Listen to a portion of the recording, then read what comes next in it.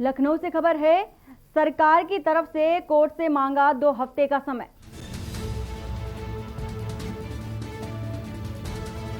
धांधली के मामले में की गई अपील। इलाहाबाद हाई कोर्ट की लखनऊ बेंच में भर्ती का मामला है। कोर्ट ने 10 दिन के अंदर तलब की भर्तियों की डिटेल सरकार सर तलब की थी और भर्तियों की डिटेल 10 दिनों के बाद कोर्ट को दी थी।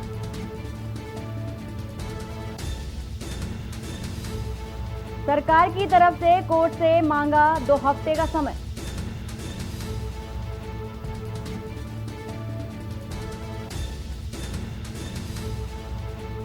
सरकार से 2 हफ्ते का समय मांगा गया है। सरकार की तरफ से कोर्ट से मांगा गया 2 हफ्ते का समय। लखनऊ से खबर बता रहे हैं आपको, धांधली के मामले में अपील की गई है। इलाहाबाद हाई कोर्ट की लखनऊ बेंच में भर्ती का मामला है। कोर्ट ने 10 दिन के अंदर तलब भर्तियों की डिटेल मांगी है।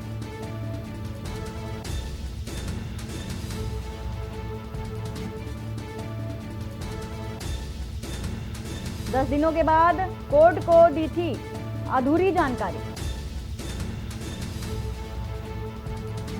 सरकारी वकील ने 2 हफ्ते का समय मांगा है।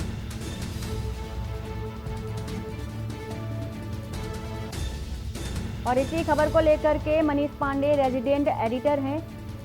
मनीष जी, आपसे जानना चाहेंगे कि लखनऊ से ये खबर बता रहे थे हम, धांधली के मामले में अपील की गई है और 2 हफ्ते का समय मांगा गया है, क्या कहेंगे आप? देखिए, विधानसभा और विधान परिषद में जो आरओ यानी समीक्षा अधिकारी और सहायक समीक्षा अधिकारी की जो भर्तियां हुई थी उस पर सवाल उठे थे। इस पर हमने एक बड़ा खुलासा भी किया था जिसमें किस तरीके से भर्तियों में धांधली हुई है। इसको लेकर तमाम जो अभ्यर्थी थे उन्होंने माननीय उच्च न्यायालय में एक अपील की थी, एक वाद दायर किया था, जिसके तहत उत्तर प्रदेश सरकार से विधान और जो माननीय उच्च न्यायालय है उन्होंने 10 दिन का समय दिया था और सभी डिटेल मांगी थी। लेकिन जो 10 दिनों के अंदर जो डिटेल दी गई वो आधी अधूरी बताई गई। उसके बाद फिर काउंटर फाइल किया गया। काउंटर के बाद रीज्वाइंटर जो है अभ्यर्थियों की तरफ से दिया गया और इस मामले में कल पूरी बहस होनी थी, पूरी चर्चा होनी थी कि आखिर अब इस मामले में क्या निर्णय जाएगा। लेकिन जब कल सभी लोग अपीयर हुए तो अपीयरिंग के बाद जो है बाकायदे राज्य सरकार की तरफ से जो अधिवक्ता पेश हुए थे उन्होंने 15 दिन का और रीज्वाइंटर लेने का समय मांग लिया। और यही नहीं, इसके साथ ही साथ जो है, चूंकि एक तरह देखा जाए सरकार के पास जो तमाम सरकारी अफसरों का एक बड़ी फौज होती है जो उनके सरकारी मुकदमों की पैरवी बाकायदे सुप्रीम कोर्ट और हाई कोर्ट तमाम न्यायालयों में करती है।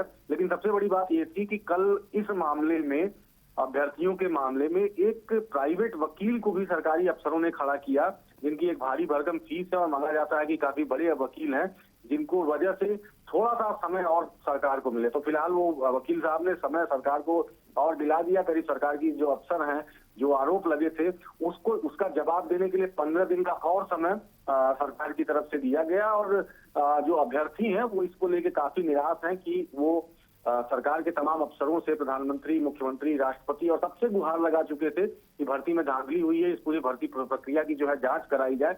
लेकिन जांच की बात तो दूर, अब जो तमाम सरकारी अफसर हैं, क्योंकि उन्हें आदत है इस तरीकों के मामलों को किस तरीके से लटकाया जाए, किस तरीके से लंबित किया जाए, किस तरीके से जो लोग हैं, प्रतिशनर हैं, उनका मनोबल तोड़ा जाए। तो एक अच्छा खासा एक्सपीरियंस है। और खासकर विधानसभा और विधान परिषद की भर्तियों में एक जिम्मेदार अधिकारी जो वास्तव में, चूंकि वो न्यायिक सेवा से ही आते हैं, तो उन्हें भी अच्छी तरह मालूम है। इसलिए एक नया वकील खड़ा किया गया है, एक भारी भरकम वकील खड़ा कर दिया गया है और इस पूरे मामले को लंबित करने की पूरी कोशिश की जा रही है कि किसी भी तरह से कोर्ट में यह मामला लटक जाए। जी, कई सारी भर्तियां अभी भी ऐसी हैं, लंबित पड़ी हुई हैं, जिन पर कोई ध्यान नहीं दिया जा रहा है। आखिर अभ्यर्थियों के जो भर्ती प्रकरण के जो मामले होते हैं, भर्ती को लेकर जो मामले होते हैं, वो अधर पर क्यों लटका दिए जाते हैं?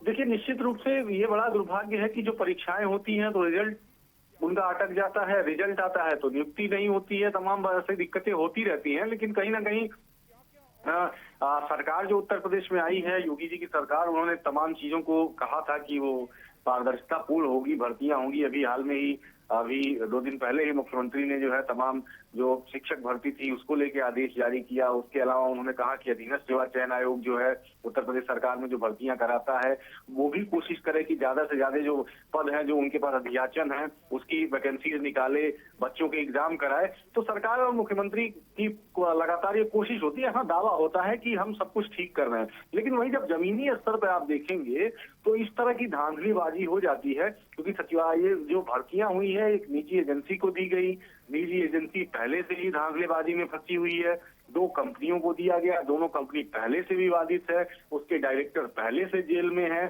सचिवालय में तैनात तमाम जो विधानसभा और विधान परिषद में अधिकारी हैं उनके परिवार के सदस्यों की नियुक्ति हो गई। तो कहीं ना कहीं ये कहने और करने में बड़ा अंतर होता है। हाँ, सरकार की मंशा तो जरूर है कि वो सब कुछ पारदर्शी करे, कहीं कोई भ्रष्टाचार ना होने पाए, लेकिन फिर भी सरकार में तो तमाम ऐसे अफसर हैं जो इसी बात में उनकी पीएचडी कह लीजिए या डॉक्टरेट कह लीजिए वो इसी में रिसर्च कर रखी है उन्होंने। तो कितनी भी ईमानदार सरकार हो, कितनी भी ईमानदारी का दावा करे और कोशिश करे, लेकिन ये अधिकारी कहीं ना कहीं सरकार के पीठ में चूना लगा ही देते हैं और इस तरह की धांधलीबाजी करी जाती है। अब सोचिए आपकी एक मामला जो सीधा साधा स्पष्ट है, बड़ी सीधी सी बात है कि उस मामले को अगर कोई भी समझेगा तो उसे लगेगा कि इसमें धांधली हुई है।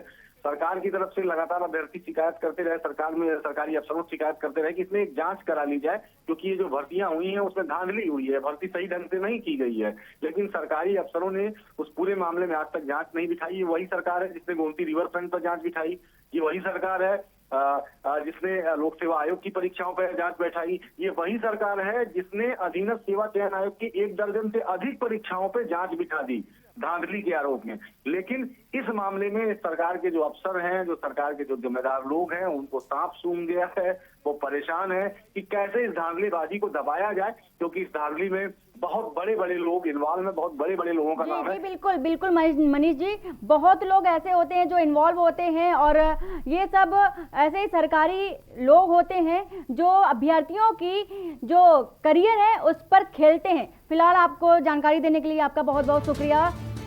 और कोर्ट ने 10 दिन के अंदर का समय मांगा है, सरकार से तलब की थी भर्तियों की डिटेल। और लखनऊ से खबर